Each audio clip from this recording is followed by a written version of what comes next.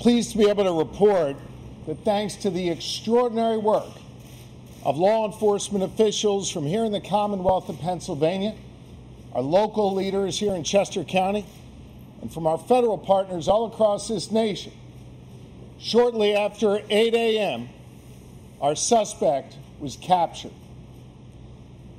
I want to say, first and foremost, thank God there were no injuries to law enforcement or to the public. We obviously became deeply concerned after the suspect was able to steal a weapon. He was apprehended this morning with no shots fired.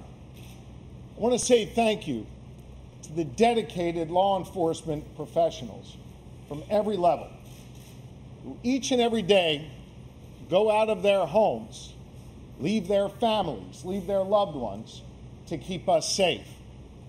The public, over the last 13 days, has had a chance to see what excellence in law enforcement means, what true, dedicated professionalism is all about. I couldn't be more proud to be standing up here today with these professionals from every level. And while they did extraordinary work, we had a tremendous assist from the public here in Chester County. I want to say thank you to the public for their vigilance. Thank you for the constructive tips that they shared. Thank you for remaining on guard. We recognize this has been a concerning and trying time for each and every one of you in the region. We want to thank you for your support of law enforcement and for your support of this effort that led to this capture today. I hope the good people of Pennsylvania, and indeed the folks all across this nation, got a chance to see how government is supposed to work, how law enforcement is supposed to work, where we all come together, where we focus on the mission. And while the women and men up here behind me may wear different uniforms and different badges, we were here with common purpose, and that was to apprehend this suspect and keep people safe. Leading this effort has been the Pennsylvania State Police. And I know I'm going to get booed by some of the folks behind me for saying this. I believe they are the finest law enforcement agency in the United States of America. And I could not be more proud to be the governor of this Commonwealth and to have the chance to serve in public service alongside these great leaders in the Pennsylvania State Police. Leading the effort for us is Colonel Christopher Paris, who did yeoman's work overseeing this operation together with Lieutenant Colonel Bivens. All Pennsylvanians, gentlemen, are indebted to you for your bravery, for your courage, and for your tremendous leadership. And with that, it's my honor to bring up the Colonel of the Pennsylvania State Police, Colonel Christopher Paris. Thank you, Governor. I would like to make a few brief comments. I'd like to dedicate those comments to the victims of Cavalcante and their families. At the end of the day, all of the people behind me here work for justice and for the victims. A close second to the people of Chester County. We appreciate your support, and we appreciate the dedication that you have shown us and the generosity that you have shown us. We are in your debt. This was a major operation. We know that it has affected your lives. All right, well, breaking news this morning. They got that escaped killer in Pennsylvania. This is a live press conference happening right now. Authorities discussing how they did it. Work in Harrisburg on a daily basis. I'd like to thank the Border Patrol, Customs, the FBI, the Marshals, the ATF, our federal partners, the Chester County District Attorney, Deb Ryan, and her Chief County Detective, Dave Sassa. Our municipal partners, too numerous to mention here, in Chester, Montgomery, Delaware, and Bucks counties. We could not have done this without everyone. I would like to thank, from the bottom of our hearts, the members of the Pomar Lynn Fire Company. I know the media has been in and out of here. The hospitality that they have shown us, the logistics that you need to bring to bear in an operation like this, we would have been hard-pressed to do that without them being good hosts to us. Lastly, but certainly not least in any way, shape, or form, to the women and men of the Pennsylvania State Police, thank you. Thank you for your hard work and your diligence. This is my third manhunt with Lieutenant Colonel George Bivens. It's not lost on me that it was 9 years to the day yesterday for the Blooming Grove ambush. And in all of those operational cycles, there is no person who enjoys more of my trust and confidence. He was tasked with standing this operation up. My confidence in him is marrow deep. He is the consummate professional, and I would now like to turn it over to Lieutenant Colonel Bivens to give you the operational rundown of the capture of Cavalcante. Lieutenant Colonel Bivens.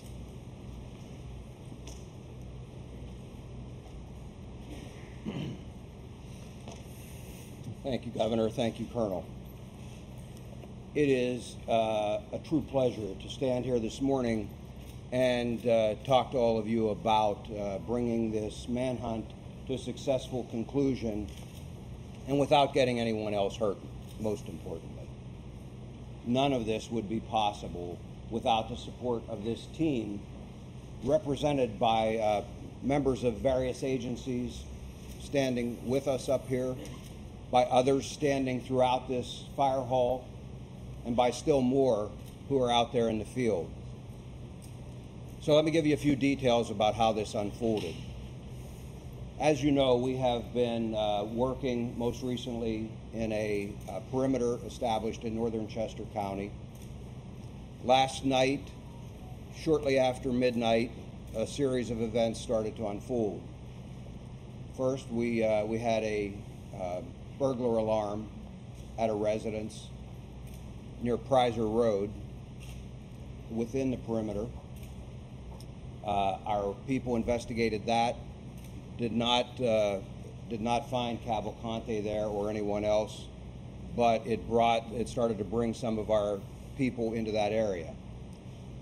We had been searching an area not far from there already with some tactical teams that night. There was an aircraft overhead utilizing FLIR technology, and close to 1 a.m. picked up a heat signal that they began to track. It was west of PA 100 and north of Prizer Road. Tactical teams began to converge on that location where the heat source was moving. Unfortunately, we had a weather system that also came in, and we had lightning that was flashing all around, and it caused the aircraft to have to depart the area. Tactical teams made a decision to secure that area, that smaller area, as best they could, and hold it through the storm and until we could bring additional resources in and bring aircraft back overhead to ensure that we did not have an issue with an escape. That resumed early this morning, and shortly after 8 a.m., tactical teams converged on the area where the heat source was. They were able to move in very quietly. They had the element of surprise. Cavalcante did not realize he was surrounded until that had occurred. That did not stop him from trying to escape. He began to crawl through thick underbrush, taking his rifle with him as he went. One of the Customs and Border Control teams, BORTAC, had a dog with them. They released the dog. Some of our PSP CERT members were also there, had him surrounded. The dog subdued him, and team members from both of those teams immediately moved in. He continued to resist, but was forcibly taken into custody. No one was injured as a result of that. Excuse me. He did sustain a minor bite wound. We had medical personnel at the scene, and they took a look at that. Cavalcante was, as I said, taken into custody. He was transported to our Avondale station for further processing and interview, and he will ultimately be transferred to a state correctional institute where he will be housed and begin to serve his life sentence. In just a few minutes, I'll open this up to some questions, but before I do that, I want to turn this over to one of our very close partners, District Attorney Deb Ryan. I know she would like to say a few words, and again, then we'll be happy to take your questions following that. Thank you, Lieutenant Colonel Bivens. Today is a great day here in Chester County. Our nightmare is finally over and the good guys won. We owe a debt of gratitude to all of the first responders for their tireless and dedicated efforts in bringing this fugitive to justice. They worked around the clock, and we are deeply grateful to all of them. Our community can finally regain its normalcy and breathe a collective sigh of relief. This would not have happened without the collaboration and efforts on behalf of a multitude of agencies. I need to thank the Governor, Colonel Paris, Lieutenant Colonel Bivens for his unflappable and dedicated leadership, the U.S. Marshals, the Chester County Detectives, the FBI, U.S. Customs and Border Patrol, the Department of Emergency Services, the Sheriff's Department, and every single person who went out into the field in the most horrendous conditions.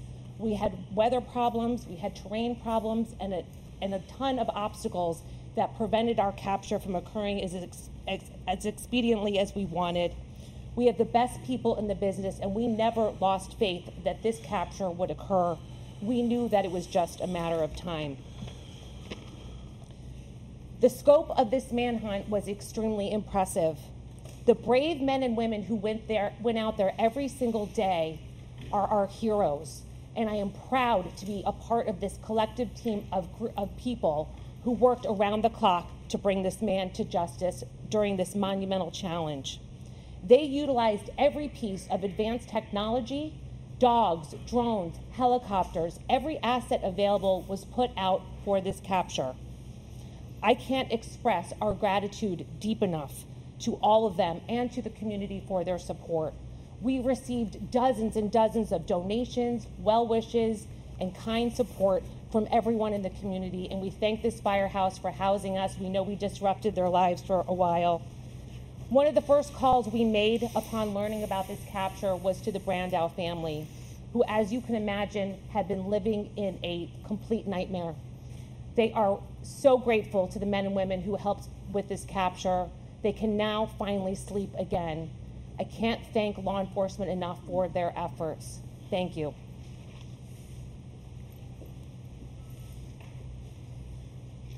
Okay, with that, Regarding- we're happy to jump on take in your real quick. questions. Yes. With the helicopter overboard, we saw the arrest taking place. There was some criticism about the photo op that was taken with the fugitive. Can you explain how that's actually a standard procedure, or what's the reasoning behind the photo op with the fugitive? I'm aware that there was a photo op that was taken out there. Those men and women worked amazingly hard through some very trying circumstances. They're proud of their work. I'm not bothered at all by the fact that they took a photograph with him in custody. Again, they're proud of their work. They kept the community safe. I say thanks to them and good job. Well, was it appropriate? Sir, did he say anything in the moment that he was captured and you released the name of the canine officer who bit him during his capture? We will probably not be releasing the name. And in terms of anything that he said, we need to use an interpreter, and he has been taken back to the station, and at that point, we will attempt to interview him at the Avondale But station. he didn't say anything upon capture, anything at all? I'm not aware of it. If he did, I don't have that Which information. agency made the arrest? Your officers were authorized to use lethal force if he didn't actively surrender. Was the goal to always take him in alive? That's always our first choice and preference. Again, that option is only to prevent the escape of a very dangerous individual. Had they not been able to contain him, that would have remained an option. Who specifically made the arrest? Which organization? It was a combination. It was a combined group of the Border Patrol and PSP. Colonel, I'm hearing that once he was captured, when he went into the van, he was stripped and had his tattoos photographed. Is that normal procedure? Yes. When the thermal imaging happened at 1 o'clock, was he the same location when you found him? Wait, I'm sorry. You'd asked first. Was he asleep when you found him? He was proned out. I've not been told that he was asleep. I'm told that he was proned out trying to hide and then began to crawl away. Was it the same location when you got the thermal imaging at 1 and you found him at 8? It was in that close proximity to that, yes. What was he saying? No one was assisting him at that point. Sir, what was the agency that was flying the helicopter that first spotted the key? That was the DEA, and that was a fixed-wing aircraft. Were you worried as law enforcement that you had to down the plane and there could be another chance for escape? I mean, that's obviously the plane had to land, but what kind of risk did you have to calculate with that? Well, you know, as I've told you throughout this investigation, there are always things we have to contend with. Everything isn't scripted and doesn't go perfectly. And so it's just another challenge. Worried, I don't think is the word that I would use. We simply had to adapt. And so we secured that inner perimeter while always keeping our outer perimeter secure, so that if he did manage to get out of that inner, we would box him in yet again. How tough an adversary was he? You've led some very high-profile and difficult manhunts. How tough an adversary was he compared to some of the others? You know, I don't know that he was particularly skilled. He was desperate, and I've said that all along. You have an individual whose choice is go back to prison and spend the rest of your life in a place you don't want to be, or continue to try and evade capture. He chose the evade capture. He was in good shape, obviously able to climb, as you saw, to get out of prison. But ultimately, as I said all along, we had an amazing team assembled here, capabilities that are just very formidable. And I was confident all along that he would eventually be captured. And ultimately, this team, and I credit all of them, for bringing together their collective experience, the resources, and being able to apply that and capture him.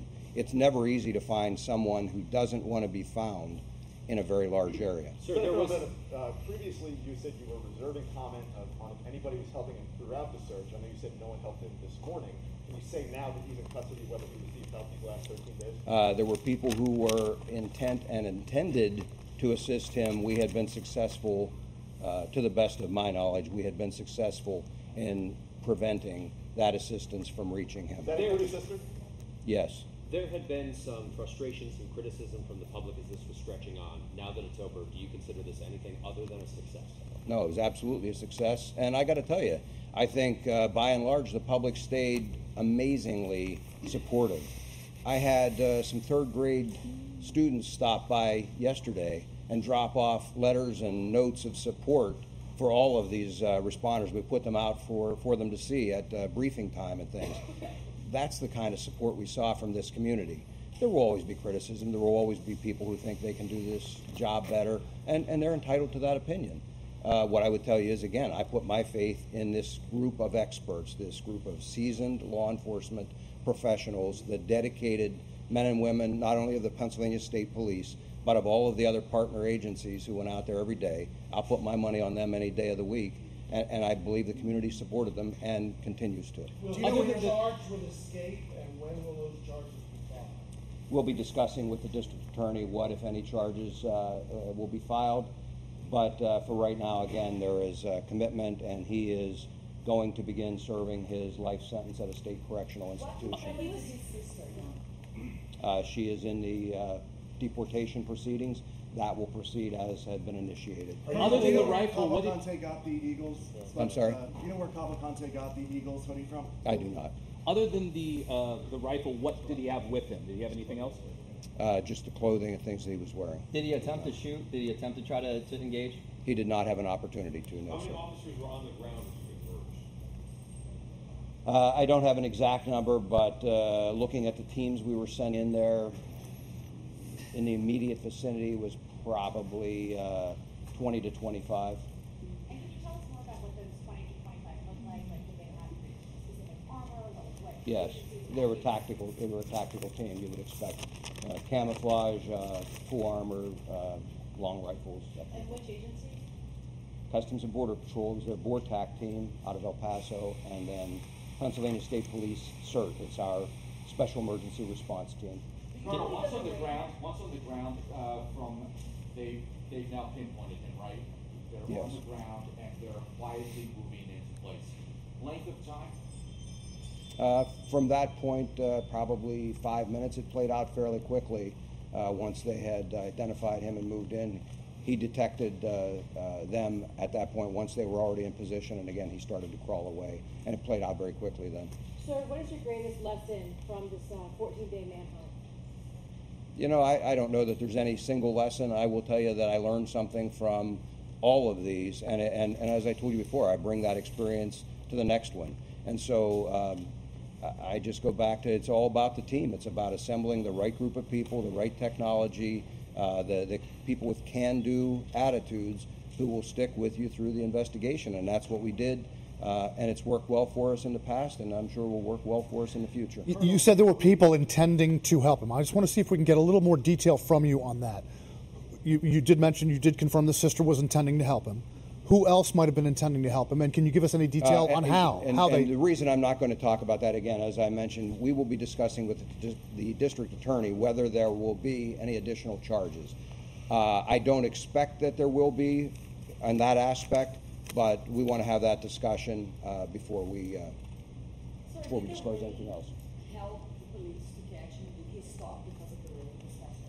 No, I think he stopped because his normal pattern was to travel in the late evening, earlier overnight hours. Whether he got tired or whatever, normally he typically didn't travel then later at night, and he typically did not travel during the day unless we pushed him. And we did have several instances of that where he was pushed and had to move. But he doesn't have night vision or anything like that, the type of technology that many of our operators had out there. And so traversing rugged terrain is difficult to do. I believe it was just easier for him to do in the late evening hours and late afternoon. I believe that's what caused it. It was a scalp wound, and they bleed pretty significantly. I'm told there was not a significant injury. Did he have a phone? Just one. Yeah. He was able to get a car and a gun, or a vehicle and a gun during this 2-week period. Is that surprising? Are you sort of astonished that some of the company more by that? No, I mean, all along, we asked people to secure as best they could. Unfortunately, he was still able to acquire some of those things. Again, those are just some of the challenges we deal with in an investigation like this. Our people rise to those challenges, and ultimately, again, he was successfully captured. I know that you led the effort also in July earlier this year when that person escaped using bed sheets. It was the chocolate lab that ultimately led to his arrest, and now here we are again. You're talking about a K-9 moving in and basically disabling Cavalcante. Can you just kind of talk about the having K-9s and their use and how much of an asset they are when you're trying to navigate through tough terrain and track down dangerous people? Sure. I mean, in the case of Tucker, he was kind of a civilian. I would say we deputized, and brought him in. He's now an honorary member of PSP, but lab. But he was not involved in this. That was in Warren that this gentleman was referring to. Just, I believe it was a Shepherd or a Belgian Malinois. For those of us who aren't familiar, just 1 minute, if I can come back to this gentleman, I apologize. In any event, canines play a very important role, not only for tracking, but also for, just like in a circumstance like this, safely capturing someone. Far better that we're able to release a patrol dog like this and have them subdue the individual than have to use lethal force. And so, again, our preference is always to use other means. Canines play a very important role. Can you give us... those of us who aren't familiar with the area, can you tell us a little bit more about where he was? It appears he's in front of a commercial building. Was he hiding within that building, or was he was in the wooded area, again, west of PA 100 there. I'm sorry, west of PA 100. Are you aware of how he was getting nourishment and, liquids? No, that'll all be part of the interview we'll attempt to do. Whether he'll talk to us or not, that's obviously entirely up to him. But that will be something that we'll be asking. Sir, at this juncture, can you release where he worked in Chester County prior to his 2021 arrest for homicide? Unfortunately, I don't have that. All right, you are listening now to officials out of Chester County, Pennsylvania, talking about Danelo Cavalcante, 34-year-old who was on the run for nearly 2 weeks, convicted killer. And it has been such a whirlwind these last couple of weeks because he was armed, obviously very dangerous, and officials have said over the last few days he's growing more and more desperate. So what he was willing to do to stay out of jail was, just only increasing. And so they were kind of going through what that search and what that capture was like, all the different teams that they were using, tactical teams, heat signals, and kind of give us a timeline as far as what they saw kind of play out. He was found in a wooded area, brush, and as they were coming in on him, that is when he tried to kind of crawl through underbrush, rifle in hand as well. They sent a canine in, which subdued him, and he was forcibly, and they mentioned that quite a couple of times, that he was forcibly taken into custody. He did sustain a minor bite wound, but he will be now serving his life sentence in jail. Yeah, so props off to that dog, that canine. Yeah. Right, that sounds like the hero of the story. Yeah. You know, there's a burglar alarm that went off late at night. The weather had some rough weather, so couldn't quite. With the plane, with the heat signal. Right, so they couldn't quite do what they wanted to do. And then eventually when things cleared up, boom, got him, sent the dog in. That's what subdued him. No injuries, no shots fired. We should point that out. And it sounds like Border Patrol agents are actually the ones who went in to make the actual arrest, who physically got hands on him. All this happened shortly after 8 a.m. this morning. Also, something I want to follow up about is did get help from his sister. They mentioned that as well. Some kind had some family help, which explains why this went on for almost 2 weeks. Yeah.